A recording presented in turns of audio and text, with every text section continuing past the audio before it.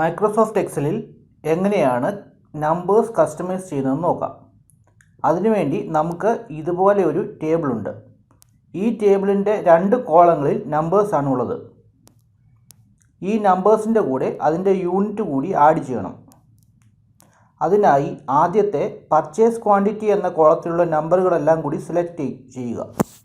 അതിനുശേഷം കൺട്രോൾ കീയും 1 എന്ന നമ്പർ കീയും കൂടി പ്രസ് ചെയ്യുക. അപ്പോൾ ഓപ്പണായി വരുന്ന വിൻഡോയിൽ കസ്റ്റം എന്ന ഓപ്ഷൻ സെലക്ട് ചെയ്യുക.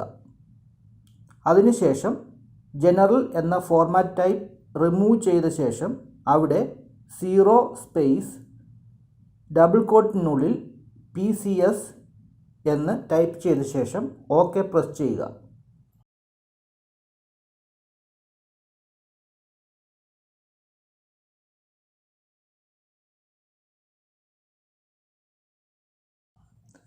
നമുക്ക് PCS ഡോട്ട് എന്ന് വേണമെങ്കിൽ വീണ്ടും കൺട്രോൾ കീയും 1 എന്ന കീയും കൂടി പ്രസ് ചെയ്യുക.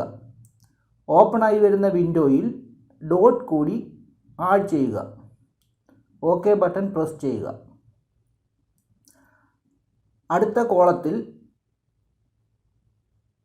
അതായത് എമൗണ്ട് എന്ന കോളത്തിൽ റുപ്പീസ് RS എന്ന് ആഡ് ചെയ്യുവാനായി ആദ്യം ചെയ്ത പോലെ കൺട്രോൾ കീയും 1 എന്ന കീയും കൂടി പ്രസ് ചെയ്യുക. ഓപ്പണായി വരുന്ന വിൻഡോയിൽ കസ്റ്റം ഓപ്ഷൻ സെലക്ട് ചെയ്യുക. അതിനുശേഷം 0 സ്പേസ് ഡബിൾ കോട്ടിനുള്ളിൽ RS എന്ന് എഴുതുക. ഓക്കെ ബട്ടൺ പ്രസ് ചെയ്യുക.